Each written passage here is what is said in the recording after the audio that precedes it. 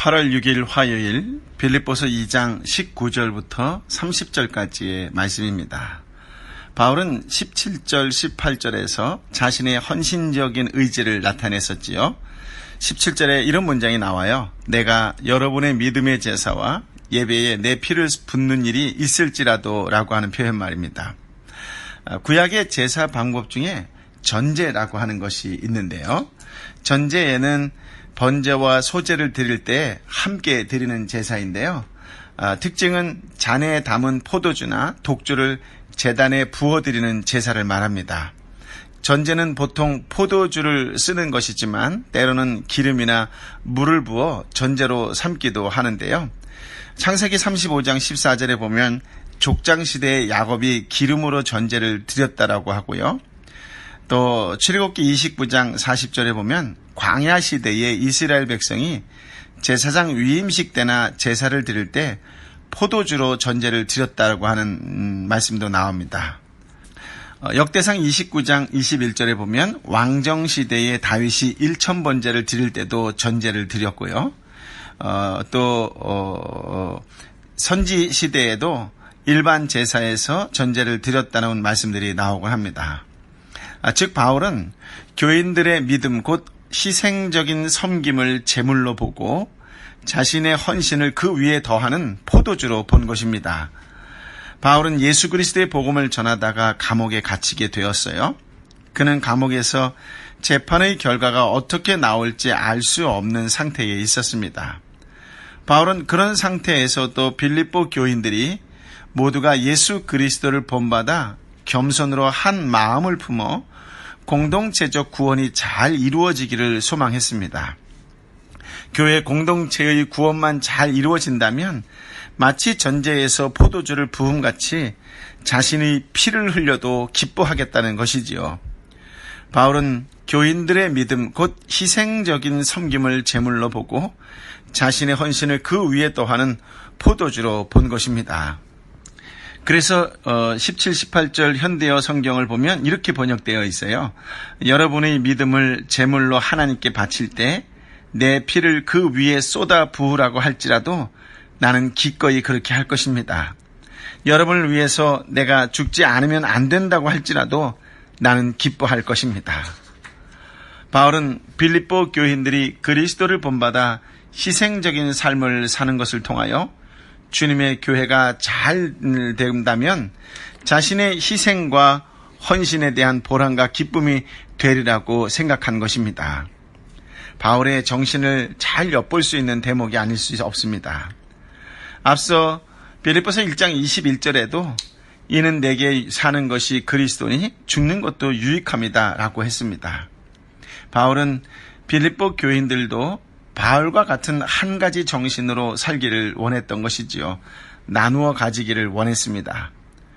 오늘도 이 시대를 살아가는 저와 여러분도 바울처럼 주님의 교회와 성도가 잘 되기를 소망하고 그분을 위해 희생적인 삶을 살아갈 수 있기를 예수님의 이름으로 축복합니다. 19절부터 24절에는 동역자인 디모데를 빌립보 교회로 보내려는 계획을 말하고 있는데요. 바울은 자신의 재판 결과가 어떻게 나올지를 확인하고 디모데를 빌립보 교회에 보내려고 했습니다. 자기는 그 다음에 가기를 희망했던 것이지요. 바울이 디모데의 빌립보 교회에 먼저 보내려는 것은 빌립보 교회의 지금의 상황과 형편을 너무나 잘 알고 있기 때문에 진정으로 그들을 돌보기 위한 조치로 디모데를 보내려고 했던 것이지요. 빌립보 교인들이 에바브로디도를 바울에게 보내요. 바울이 에바브로디도 편에 보낸 편지를 받고 바울의 결연한 의지를 확인하면서 기뻐했을 것입니다. 그와 같이 바울도 빌립보 교회에 디모데를 보내어 그를 통해 전해오는 빌립보 교회의 사정을 듣고 위안을 얻으려는 것이지요. 그것은 묵시적으로 빌립보 교회가 바로 서서 디모데를 통해 전해오는 내용이 마음을 시원케 하는 좋은 내용이 되기를 원했습니다.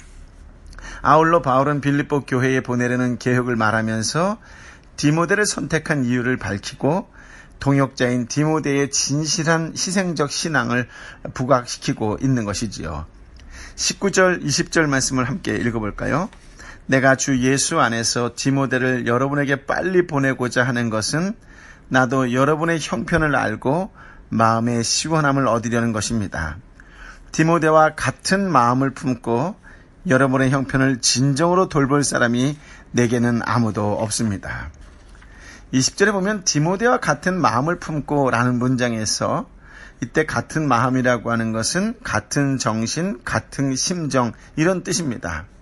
그러니까 빌립보 교회에 대한 바울의 심정은 예수 그리스도를 위해 교인들의 섬김 위에 전제로 드려짐을 기뻐하는 것이지요. 그런 바울과 같은 심정을 가진 자가 지금 디모데밖에 없다. 그렇게 말하고 있는 것입니다. 21절부터 24절까지의 말씀을 읽어볼까요? 모든 사람이 자기 자신의 일에만 몰두하고 그리스도의 일에는 관심이 없습니다. 여러분은 디모데의 연단을 알고 있습니다. 자녀가 아버지에게 하듯이 그는 복음을 위해 나를 섬겼습니다. 그러므로 나는 내 형편이 허락하는 대로 즉시 그를 보내고 싶습니다. 그리고 나 자신도 곧 가게 되리라는 주 안에서 확신합니다. 21절, 주변 사람들은 대부분 예수님의 일에는 관심이 없고 자기 일에만 몰두한다는 것이지요. 선뜻 예수 그리스도의 복음을 위해 기꺼이 헌신할 사람이 많지 않았다는 것입니다. 그러나 디모데는 자기 일, 자기의 이익보다 예수님의 일을 우선 구하는 자라는 것이지요. 그러면서 22절에 디모데는 연단을 받은 자라고 소개합니다. 디모데는 시험을 통과하고 검증된 지도자라는 것입니다. 그 검증은 바울이 예수님의 복음을 위해 수고할 때 함께 수고했고 고난받을 때 함께 고난받았다라고 하는 것입니다. 그리고 바울을 아버지처럼 섬겼습니다. 바울의 의도는 자신이 예수님의 복음을 위해 헌신하는 데 있어서 자신을 희생적으로 돕는 것을 예수님의 일에 동일하게 헌신하는 것으로 보았고 자신에게 아버지 대하듯 하는 것이 예수님을 위해 희생하는 지도자 자격이 되었다라고 하는 것을 드러내고 싶은 의도일 것입니다. 23절, 24절 말씀해 보면 바울은 자신의 석방은 하나님의 선하신 뜻에 있다고 믿고 확신했습니다. 그는 어떤 상황에서도 자신의 생각을 우선하지 않았다라고 하는 것이지요. 비록 그 자리가 감옥이라고 할지라도 선하신 하나님의 뜻이 있다고 확신했습니다. 하나님께 영광이 된다면 그 자리가 어디라 할지라도 어떠하다 할지라도 기다리며 기도하고 기도하며 기다릴 수 있었습니다. 그리고 그 자리마저 기뻐하며 감사했다라고 하는 것이지요. 하나님이 하셨다는 확고한 믿음이 있었기 때문입니다. 예수 그리스도를 위해 온전히 헌신할 사람은 자신의 주장마저 하나님께 맡깁니다. 상황과 환경에 따라 바뀌는 것이 아니라 온전히 하나님께 맡기지요. 그렇습니다. 헌신된 일꾼은 자기의 주장을 고집하지 않습니다. 하나님의 뜻을 우선하고 순종하기 때문이지요. 하나님이 기뻐하시는 신실한 일꾼은 디모데처럼 자신의 이익이나 자신의 유익보다는 예수 그리스도의 복음을 우선하는 사람입니다. 일과 상황이 점점 어려워지고 꼬이고 있다면 우선순위를 다시 한번 점검해 보시기 바랍니다. 하나님의 뜻을 우선하고 순종하는 성도가 되시기를 예수님의 이름으로 축복합니다. 25절, 26절 말씀을 함께 읽어볼까요? 그러나 나는 내 형제이며 동역자이며 함께 군사된 사람이며 또한 여러분의 사도이며 내 필요를 섬기는 사람인 에바브로디도를 여러분에게 돌려보내는 것이 필요하다고 생각했습니다. 그는 여러분 모두를 늘 사모하며 또 자기가 아프다는 소식을 여러분이 들을 줄 알고 늘 걱정하고 있었습니다. 바울의 또 다른 동역자 에바브로디도가 소개되고 있지요. 에바브로디도는 빌립보 교인들이 바울을 도우라고 보낸 자였습니다. 에바브로디도는 그 사명대로 바울의 수발을 할 때 형제처럼 대했고 사역을 도울 때 동역자처럼 함께 수고했고 영적 전쟁에서 대적과 함께 싸우는 충직한 군사였습니다. 26절에 보면 에바브로디도는 빌립보 교회를 참으로 사모했다고 소개하고 있지요. 그렇습니다. 예수 그리스도께 헌신한 사람은 영혼을 사랑하는 남다른 열정과 열망이 있다라고 하는 것입니다. 그러면서 27절, 28절에 그의 지금 상태가 어떤지에 대해서도 소개하고 있는데요. 읽어보도록 할까요? 사실 그가 병이 나서 거의 죽게 되었으나 하나님께서 그에게 긍휼을 베푸시고 내게도 긍휼을 베풀어 주셨습니다. 이는 나로 하여금 근심 위에 근심을 갖지 않게 하시기 위한 것이었습니다.